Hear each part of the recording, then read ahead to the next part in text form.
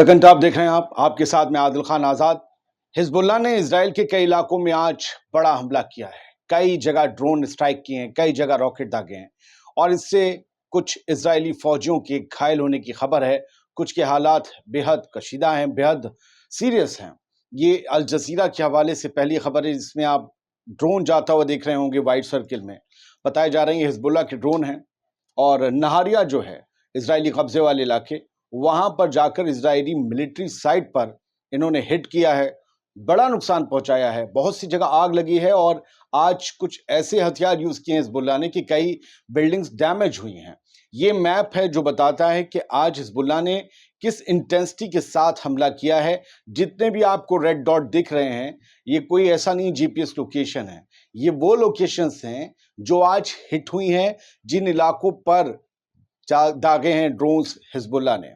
तो लेबनान और इजराइल के बीच टेंशंस बढ़ती जा रही हैं और ये साफ किया गया है कि जैसे जैसे लेबनान पर हमले कर रहा है इजराइल, वापसी में लेबनान की तरफ से हिजबुल्लाह भी इजराइल के इलाकों को निशाना बना रहे हैं। ये वो तस्वीर है जो आग लगी हुई है, जो मैंने आपको बताया शुरुआत में, और आप देख सकते हैं कि इजरायली बैरक्स में और इलाकों में कितनी इस वक्त जो है तबाही मची है। 5 इजरायली सोल्जर्स बताया जा रहा है करंट रिपोर्ट के मुताबिक कि जख्मी हुए हैं और इनमें कुछ आम लोग भी शामिल हैं जो अलग से जख्मी हुए हैं। ड्रोन एक्सप्लोजन हुआ है, मिलिट्री साइट इजराइल की है नॉर्दर्न इजराइल वाले इलाके में। तो हिजबुल्लाह और इजराइल के बीच टेंशन बढ़ती जा रही है। खुद इजरायली कान टीवी चैनल है, वहां का यूं समझिए कि सबसे तेज चैनल है ये कान ने हैब्रू में ट्वीट किया है कि 30 साल की एक जो औरत है उसको चोटें आई हैं, सीरियस कंडीशन में है वो। अपर गलीली एरिया में भी जो हमला किया है हिजबुल्लाह ने, और रेड सर्किल में वो हिजबुल्लाह का ड्रोन दिखाया जा रहा है जो जाकर अपर गलीली में हिट हुआ है और वहां पर भारी तबाही मची है।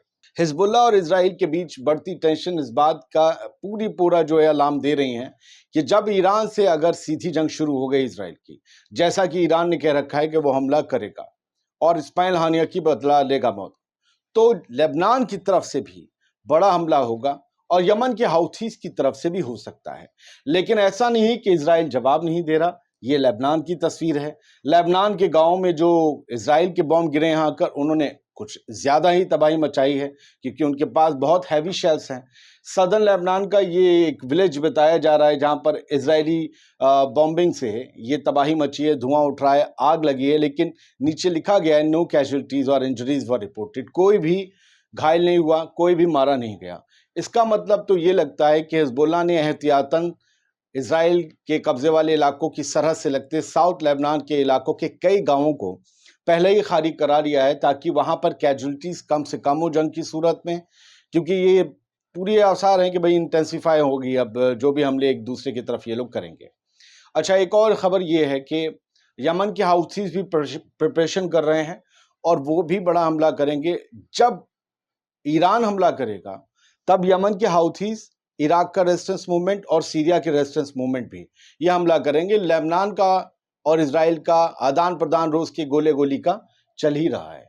एक आखिरी खबर मैं आपको बता दूं, ये जो आज हमले हुए हैं हिजबुल्लाह के इजरायली कब्जे वाले इलाकों में, उसमें कुछ लोगों के जख्मी होने की खबर है।